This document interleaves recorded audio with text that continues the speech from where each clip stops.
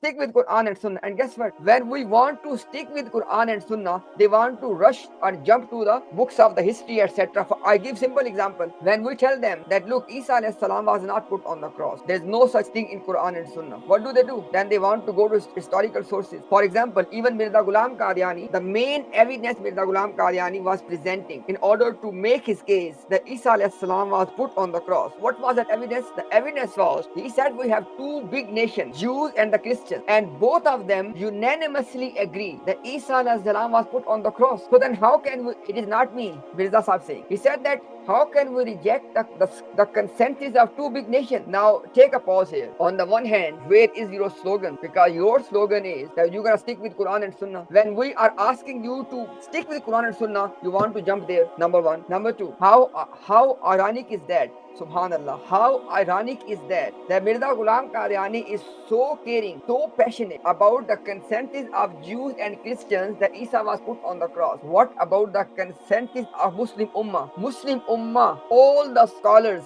they have consensus before Mirza Ghulam Qadiani comes in that Isa was not put on the cross. So he doesn't care about our consensus. First of all, he has nothing from Quran and Sunnah that Isa was put on the cross. Number one. Number two, he is so passionate and so inclined towards the consensus of Jews and Christians, but he does not want to stick with the consensus of this ummah. The third thing is very interesting, Ahmad Bhai. If Mirza Ghulam Qadiani wants to stick with the consensus of Jews and Christians that Isa was put on the cross, guess what? That both of them also have consent, at least in their major sect, they have consensus that Isa alayhi salam did not die a natural death. Both Jews and Christians, these two nations, if you are inviting us to believe in their consensus, then both of them believe that Isa alayhi salam did not die a natural death in Kashmir. Rather, he was killed through the event of crucifixion, either killing before crucifixion or after, but in this event he was killed. So why don't you want to accept their consensus now? This is a classic example of cherry pick. Classic example of cherry. Ji Ahmad bhai, Umar bhai.